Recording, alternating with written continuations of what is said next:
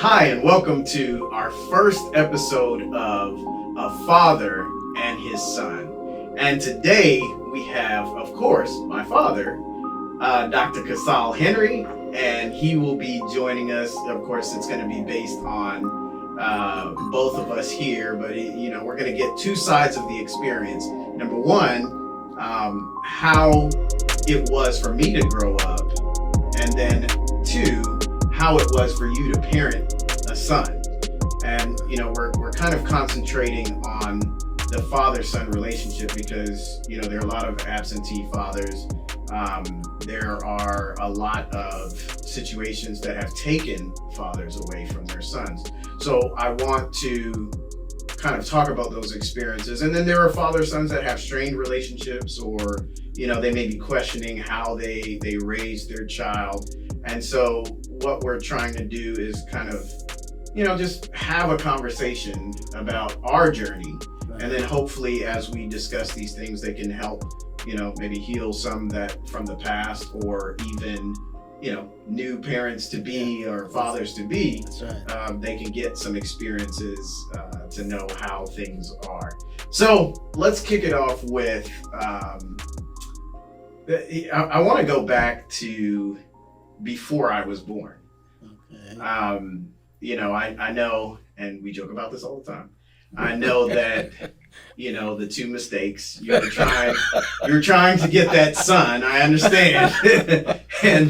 and we're thankful for Jennifer, we're thankful for Lorraine, but we know what the real goal was, which was me.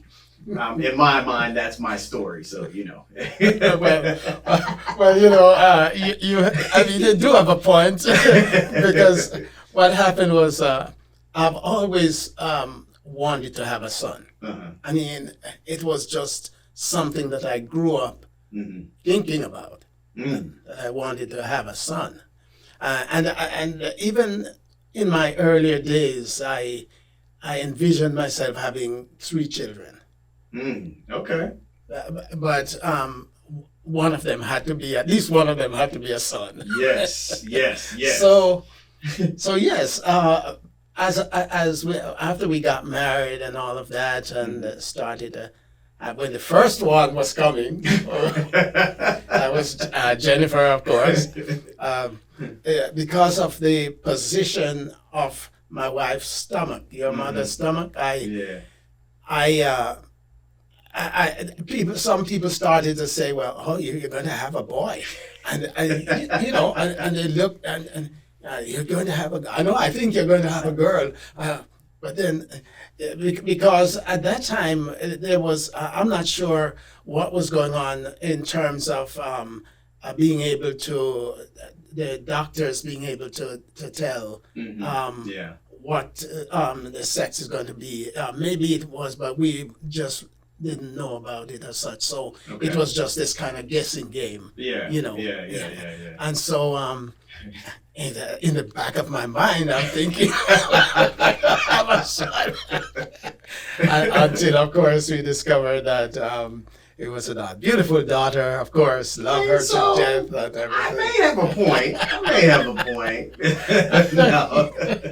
All right, so let's go to let's go then to when you found out that you were having a boy. I know you just shared that you've always wanted a son, and so having that experience, it was well, let me not put words in your mouth. Why don't you tell me when you very first found out that it was me, a son, take us through the energy, the reaction, and how you felt. Well, it was the dream coming true. I mean, finally, I'm having a son, because I've always thought of having someone to carry my name.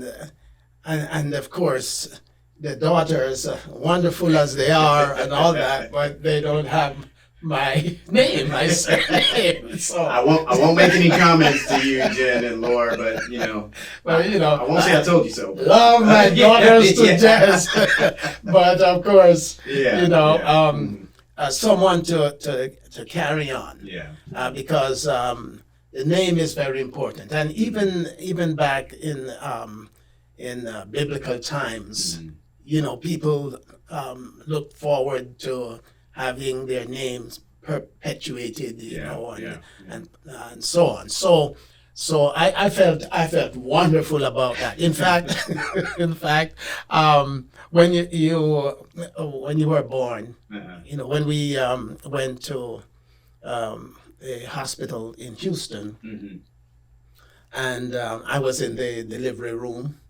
and standing at the head of your mother's head, at the bed head, and when they actually delivered you, I had to kiss your mother. Yes. It was a very exhilarating moment because even though doctors say, well, okay, it's going to be a boy and all that, until the child is actually delivered, right? You have that hopes and all that, the hopes and dreams and so on, but once the delivery comes, it has come to fruition. And that was really a moment for me, really.